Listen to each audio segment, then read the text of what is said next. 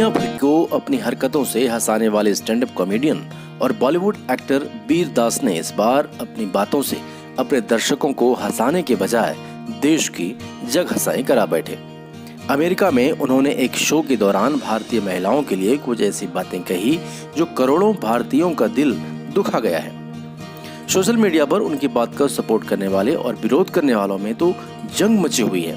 देश की एक सबसे बड़ी पार्टी भी उनकी बातों को लेकर दो भागों में बटी हुई नजर आ रही है। सबसे पहले आप वो क्लिप सुनिए जिसमें हिंदुस्तान को बदनाम किया जा रहा है। And I don't want to do that because I'm reminded that I come from India. I come from which India? I come from two Indias. Those are the Indias that I bring on stage with me right now.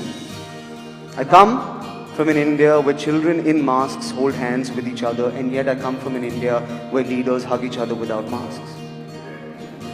I come from an India where the AQI is 9,000 but we still sleep on the roof and look up at the stars. I come from an India where we worship women during the day and gang rape them at night. I come from an India where we claim to be divided over Bollywood on Twitter and yet are united by Bollywood in the dark. America और भारत को लेकर अगर कोई साधारण व्यक्ति वीर दास की तरह राय रखता तो बात समझ में आती, पर वीर दास आप तो अक्सर यूरोप और अमेरिका घूमते रहते हैं और जानते हैं कि वहाँ महिलाओं की क्या हालत है। यह सही है कि भारत में महिलाएं अमेरिका के मुकाबले कम पढ़ी लिखी है, आत्मनिर्भर है, पर यह बिल्कुल भी सही नहीं है कि अमेरिका में महिलाएं उत्पीड़न का शिकार नहीं है। मजाक भी तभी अच्छा लगता है जब उसके पीछे कुछ सच्चाई हो। बिना आधार के मजाक बनाना किसी को चिढ़ाने के समान हो जाता है। वीर दास अगर ये बात भारत में कहते तो शायद कुछ हंसी आ भी जाती, पर आप उस देश में वो बातें कर रहे थे जो भारत से अधिक अमेरिका में प्रचलन में है। वीर दास भारतीय महिलाओं से रेप होने की बात उस देश में कर रहे थे जहां दुनिया में शायद सबसे अधिक महिलाओं का यौन शोषण होता रहा है।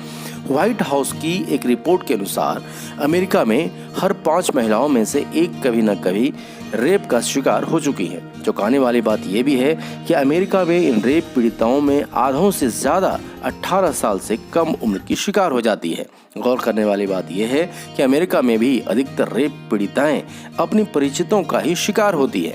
उपरोक्त बातें सुनने के बाद बहुत से भाई अपने समर्थन में यह कहने को तैयार हो जाएंगे कि भारत में मामले दर्ज ही नहीं होते, इसलिए अमेरिका में ये मामले ज्यादा नजर आते हैं। इसलिए एक और बात आपको आपकी जानकारी के लिए बता दूं कि व्हाइट हाउस की एक रिपोर्ट के अनुसार अमेरिका में 8 रेप केस में केवल 1 मामला ही दर्ज हो पाता है।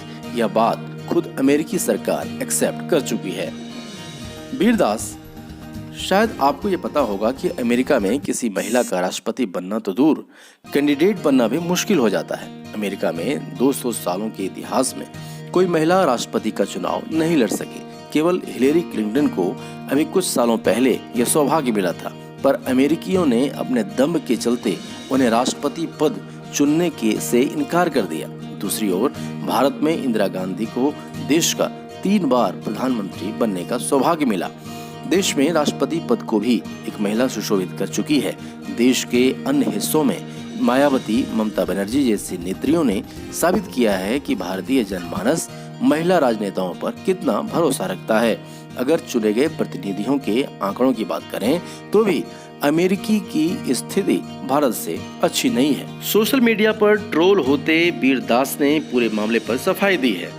उन्होंने ट्वीट कर लिखा है कि हमारा इरादा देश को बदनाम करने का नहीं था, बल्कि यह याद दिलाने से था कि देश में तमाम मुद्दे के बावजूद भी हम महान हैं, यानी इंडिया इज ग्रेट।